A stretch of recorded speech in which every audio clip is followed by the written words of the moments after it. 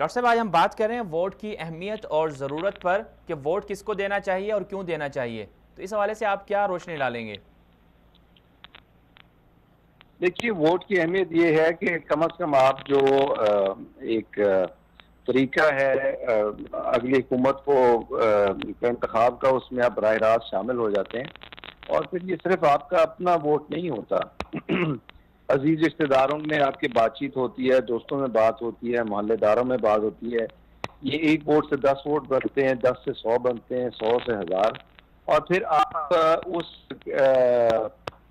जिसे कहते हैं उस रिंग में शामिल हो जाते हैं जिनके वोटों से फिर वाकई एक शख्स की, एक उम्मीदवार की, एक पार्टी की फतह और शिकस्त जो है उसका तयन होता है। तो इसलिए वोट को मैं एक सिंगल वोट समझकर घर बैठे रहना या इस एक्सरसाइज का मजाक उड़ाना या उससे खुद को अलग कर लेना, ये दानिशमंदी नहीं है। बल्कि अगर आप चाहते हैं कि मुल्क के हालात बदलें, जी। तो आप अपने उम्मीदवार की सिलेक्शन में, उसके बाद उसके इलेक्शन में अपना रोल प्ले करें, ताकि सही लोग जो हैं वो सामने आए और आपको भी अपनी अहमियत का अंदाज़ा हो। और हमारे यहाँ चूँकि जमहूरी निज़ाम में पॉलिटिकल पार्टीज जो हैं वो बुनियादी इकाई हैं, तो पॉलिटिकल पार्टीज अपने उम्मीदवार सामने लेके आती हैं। जी। जब आपके पास 1000, 2000, 500 जितने भी वोट हैं, वो आप लेके उनसे बात करते हैं पार्टी से कि हम तो उस शख्स को वोट देंगे जो इस कैटेगरी में या इन खसूसियात पर पूरा उतरता है। तो फिर पार्टीज भी उस रवायती इलेक्टेबल्स के चक्कर से या बरादरी सिस्टम के चक्कर से या ऐसे लोगों के चक्कर से कि जो बताते हैं कि हमारा ज़ाती वोट इतना है, उससे निकल कर वो सोच सकते हैं कि ऐसे लोगों को लाया जाए जिनकी सपोर्ट जो है वो इस तरह के जो पढ़े लिखे तबके हैं या जो बेहतर चाहने वाले हैं या महज उम्मीदवार की अच्छी क्वालिटी को तरजीह देने वाले जो लोग हैं, उनको सामने लाया जाए। जी। तो इस तरह ये पूरा साइकिल बनता है, ये एक वोट नहीं रहता। जी। क्योंकि हमारे बिल्कुल हम लोग कहते हैं, आप जी। देखिए जब वोटिंग होती है तो जी। हमारे यहाँ जो बिल्कुल जो वोटिंग पैटर्न है वो ये है कि 30 से लेकर और 42% तक जो वोट कास्ट होते हैं, जी। तो एक एक वोट करके 58% वोट या 55% वोट, जो कि तकरीबन जो है ये अंदाजा लगाया कि 3-4 करोड़ वोट बनता है, वो तो पोल ही नहीं होता। और वो सब यही सोच के नहीं करते कि हमारे वो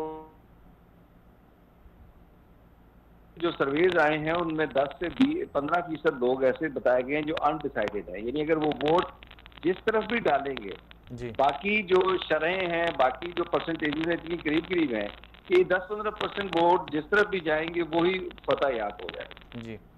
डॉक्टर तो साहब, इस इसमें लिहाज से अपनी जो एक इंफरादियत है उसमें इज्तमाहियत भी तलाश करनी जी, चाहिए। डॉक्टर साहब, इसमें एक और बात जो वोटिंग के जो इंतखाबात का अमल होता है उसमें देखने में आती है कि बरादरी, ख़ानदान, मफादात या सियासी वादे, अवाम इनको देखती है, वोटर्स इन चीज़ों को देखता है। हालांकि फिर ये पाकिस्तान के लिए नुकसानदेह नहीं है कि हम अगर इन चीज़ों को देख के वोट डालते हैं तो इससे फिर नुकसानात नहीं होते कि हम पाकिस्तान की नहीं देखते, हम सिर्फ बरादरी को देख लेते हैं। बहुत से लोग अपने सियासी मफादात को देख लेते हैं, बहुत से सियासी वादों को देख लेते हैं, लेकिन वो वादे भी पूरे नहीं होते हैं। देखिए, इसमें जो हैयत मुक़्तदरा है ना, उसको ये देखना, रियासत के जो इदारे हैं उनको ये देखना होगा कि अगर रियासत में कानून की अमलदारी नहीं होगी जी। तो फिर लोग अपना अपना मसीहा तलाश करेंगे। अगर आपको ये लगता है कि भाई ये मेरी बरादरी वाला है, ये अगर इलेक्ट हो गया ये मुझे फ़ायदा देगा, थाने कचहरी के मामलात हैं, मेरे और सरकारी महकमों से जो मेरे रोज़मर्रा के मामलात हैं उसमें मुझे हेल्प आउट करेगा, तो फिर आप उस तरफ जाएंगे। अगर मुल्क में कानून की अमलदारी हो, आपके हकूक़ जो हैं आपको मिल रहे हों, आपको उनके लिए बहुत ताकत हो या मुशक्क़त ना करनी पड़े, तो फिर आपके सामने ये दूसरी ऑप्शन आती है कि मुझे फिर ऐसे बंदे को लाना चाहिए जो ज़्यादा बेहतर तरीके से जो है सिस्टम को मजबूत कर सके और मुल्क की बेहतरी के लिए इकदाम कर सके। अगर कानून नहीं होगा तो फिर देखिए, सबसे पहली जो तरजीह होती है वो आदमी की अपनी होती है। बिल्कुल। तो वो सबसे पहले तो फिर ये सोचेगा कि मुझे कौन बचा सकता है, ये मेरा कौन हमदर्द है। और बिल्कुल। यहाँ से वो फिर बरादरी का वोट या वो अपना जो एक मफाद का वोट जिसे आपने फरमाया, फिर वो सामने आ जाता है। जी। हमें ये दो चीज़ों पर बैक वक्त काम करना है। एक तो ये कि अपनी जो जो लोग सोच रखते हैं, फिक्र रखते हैं, एक बेहतर मॉडल देखते हैं पाकिस्तान का, वो अपने अपने साथ और लोगों को मिलाएं ताकि उनकी वोट की अहमियत बढ़े। और दूसरा ये कि जो हुकूमत जो रियासत के इदारे हैं उन्हें ये देखना होगा कि लोगों को इन बुनियादी फिक्रों से आगाह करें। रोजगार तो जाहिर हर एक का अपना जाती मसला है, लेकिन ये जो कानून के नफाज के मामला हैं, मेरिट की जो पाबंदी है, जो सरकारी महकमों में जो जाके लोग परेशान होते हैं, उन चीजों को ठीक करना तो 12 रियासत के इदारों का काम है। उसको अगर वो ठीक कर लेंगे तो ये दूसरी चीज भी जो है वो ऑटोमेटिकली बेहतर हो जाएगी। डॉक्टर साहब, पाकिस्तान के अंदर वोटर्स टर्न आउट जो है ना वो अमूमन कम ही रहता है, तो जबकि हमने इस दफ़ा हमने तुर्की में भी देखा, तुर्की के हमारे सामने एक मिसाल है कि वहाँ पहले की बनस्बत बहुत ज़्यादा हुआ। तो पाकिस्तान में हम वोटर्स का जो टर्न आउट है इसको हम कैसे ज़्यादा कर सकते हैं, और अगर वोट कोई ना डाले तो उस पर हमारे यहाँ क्या मतलब कोई कानून साजी है या इस पर कुछ सज़ा वगैरह है या होनी चाहिए, आप क्या समझते हैं इस हवाले से? नहीं, वोटिंग चूंकि एक आपका हक भी है और फर्ज भी है, ये जो कोई काबिल दस्तंदाजी पुलिस नहीं है, शुक्र है मामला, वरना इस पर भी एक रिश्वत का और बाकी मामला हो सकता है वो खुल जाते हैं। लेकिन इसमें ये जरूर है कि लोग जो सिस्टम है उसकी हिफाजत से मुतमईन नहीं है, इसलिए वो उसका हिस्सा बनने से गुरेज करते हैं या उसका हिस्सा बनने में कोई फायदा नहीं समझते। अगर आप ये देखेंगे कि और फिर हमारे यहाँ इलेक्शन प्रोसेस के मुतालिक इतनी बहुत सी बातें की जाती हैं, गलत फहमियाँ फैलाई जाती हैं, बहुत ज़्यादा धांधली का और अनफेयर प्रैक्टिसेस का जिक्र होता है कि लोग कहते हैं कि मैं अगर दे दिया हूँ वोट, मेरा वोट अगर जैद की बजाय बकर के डब्बे से निकलना है तो मैं क्यों करूँ।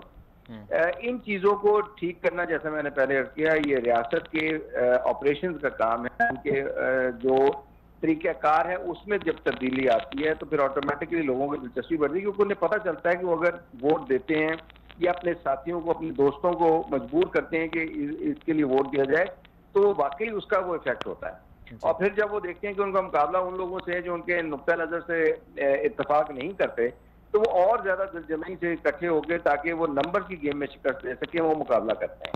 हमारे यहाँ वो ज़ुबानी कलामी ड्राइंग रूम में तो गुफ्तगू बहुत होती है, लेकिन जब वोट का मामला है तो ये नहीं कि इसी वजह से कि यहाँ उस पर एतमाद नहीं होता प्रोसेस पे, या आप ये समझते हैं कि मैं अकेला जो है वो क्या वोट देकर कर लूँगा, और यहाँ फिर ये होता है कि आप उस तमाम सिलसिले से ही तंग आ चुके होते हैं बार बार वोट देकर और उसके नतीजे देख के कि आप पीछे हट जाते हैं। तो ये ताली ऐसी है शफाफ इंतखाबात की जो दोनों हाथों से बजेगी। रियासत को और रियासती इदारों को अपनी जिम्मेदारी कमा हकों पूरी करनी होगी, और आम को जो है अपने वोट को सिंगल वोट समझने की बजाय और अपनी बरादरी के वोट को महज अपने मुफाद तक महसूस रखने की बजाय उसको ज्यादा बेहतर तरीके से और बेहतर मकसद के लिए इस्तेमाल करना। जी डॉक्टर साहब, आपका बहुत शुक्रिया, लेकिन आखिर में मुख्तसरन 3 तजावीज़ कौन सी देंगे कि जो इंतखाबात 2018 हैं उस हवाले से वोटर्स को मद्देनजर रखनी चाहिए? देखिए जी, मैं बस ये कहता हूँ कि ये जमहूरी एक्सरसाइज है, ये सबका फर्ज है कि वो इसमें हिस्सा लें। उन्होंने जिसको भी वोट डालना चाहते हैं उसको जाके डालें, चाहे उसके बक्से से 5 वोट निकलने, 50,000 वोट निकले, वोट जरूर डालें। और अपने इस दिन के, यानी जो इस दिन टीवी देखते हैं वो बाकी 5 साल ख्वार होते हैं तो शिकायतें करते रहते हैं, तो इस दिन को इस्तेमाल करें ताकि बाकी 5 साल अगर आपने तनकीद करनी है या शिकवा करना है तो उसका कोई मेथड बने। तो इसके अलावा जो है वो नहीं होगा। और जो रियासत है उसको चाहिए कि वोट की जो तकद्दुस है कि वोट जहां दिया जाए वहां निकले, गिनती में प्रॉब्लम ना हो, नतायज किसी शक व शुबा से मुकर्रर हो, तो फिर ये पूरा प्रोसेस जो है इंशाल्लाह ज्यादा बेहतर नतायज भी देगा और मुल्क के लिए भी बेहतर होगा। जी डॉक्टर साहब, आपका बहुत शुक्रिया।